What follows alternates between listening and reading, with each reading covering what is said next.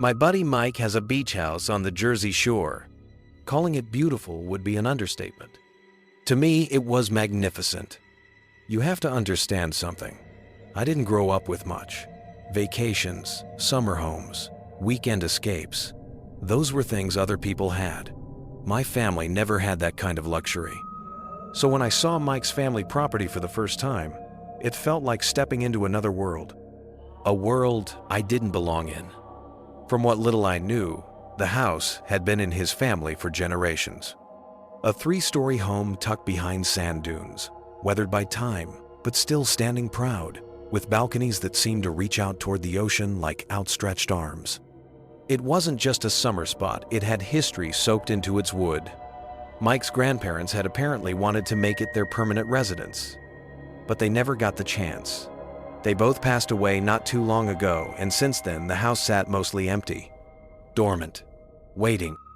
Mike's extended family lived across the country, and his parents were too busy to use it, which left him with almost unlimited access whenever he wanted. And so one afternoon in mid-July, Mike called me up. "Hey, you want to head down the shore this weekend?" I didn't need convincing. The idea of getting out of my routine, of spending a weekend in a massive beach house, sounded perfect. His plan was simple. Beach during the day, boardwalk at night, nothing crazy, just a chill weekend escape. I packed a duffel, tossed it into his trunk, and by late Friday afternoon we were driving down the highway with the windows rolled down and the smell of salt water slowly creeping into the air. When we pulled into the gravel driveway, I remember just standing there for a moment, looking up at the house. The siding was pale gray, faded from years of ocean sun. The windows stared blankly out over the dunes, dark and still.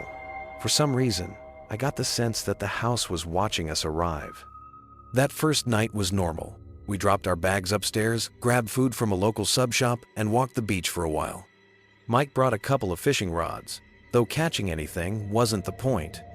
We even met a pair of girls walking barefoot along the shoreline.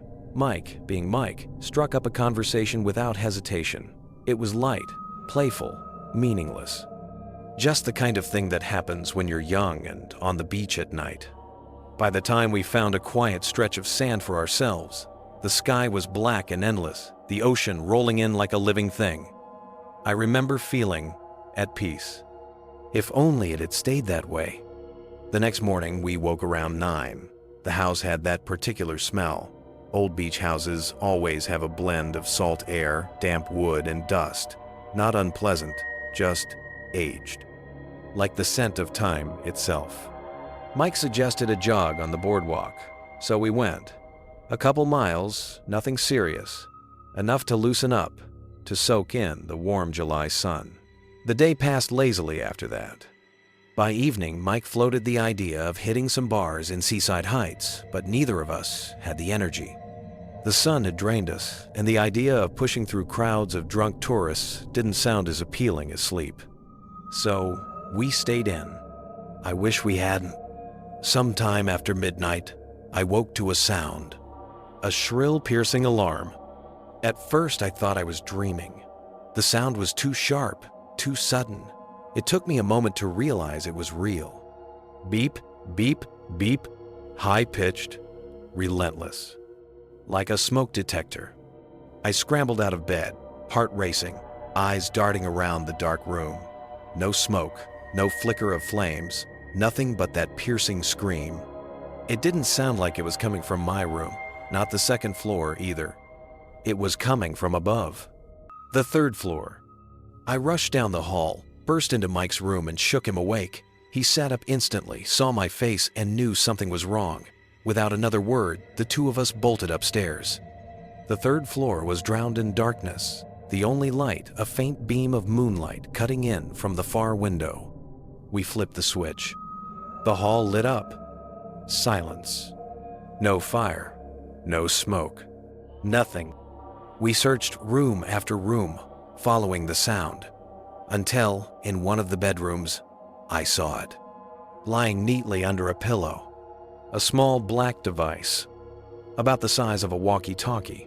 Smooth casing, no markings, no buttons, just a blinking red light and a switch on the side. I flipped it. The beeping stopped. Mike stepped into the room just as the noise died. His eyes locked onto the device in my hand, then flicked back to my face. We didn't speak, didn't breathe. Finally, he asked, "Have you ever seen that before?" I shook my head. He shook his. We sat in silence, staring at the object, trying to explain it. A smoke alarm? Some kind of locator? A prank? Nothing fit. Then the thought hit me. The switch. I flicked it back on. Beep, beep, beep. Mike froze. His eyes widened. Oh my God. Because there was only one way the device could have gone off the first time. Someone had switched it on, which meant someone else was in the house. We panicked. Mike dialed the police while I locked the door, dragging furniture against it, every creak of wood making my skin crawl. Minutes dragged like hours. When the police finally arrived, we bolted downstairs to meet them, relief flooding me just at the sight of their flashlights. We explained in frantic detail what happened. The officers swept the house, room by room, floor by floor.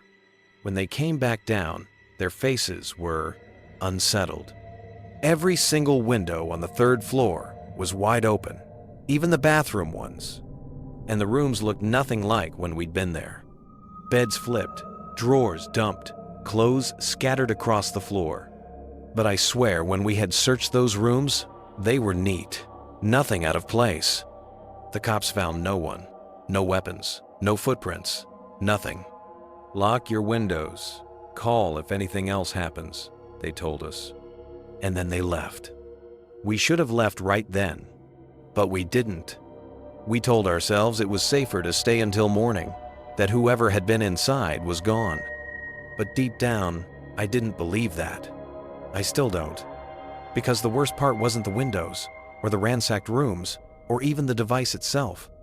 It was knowing that thing didn't go off on its own.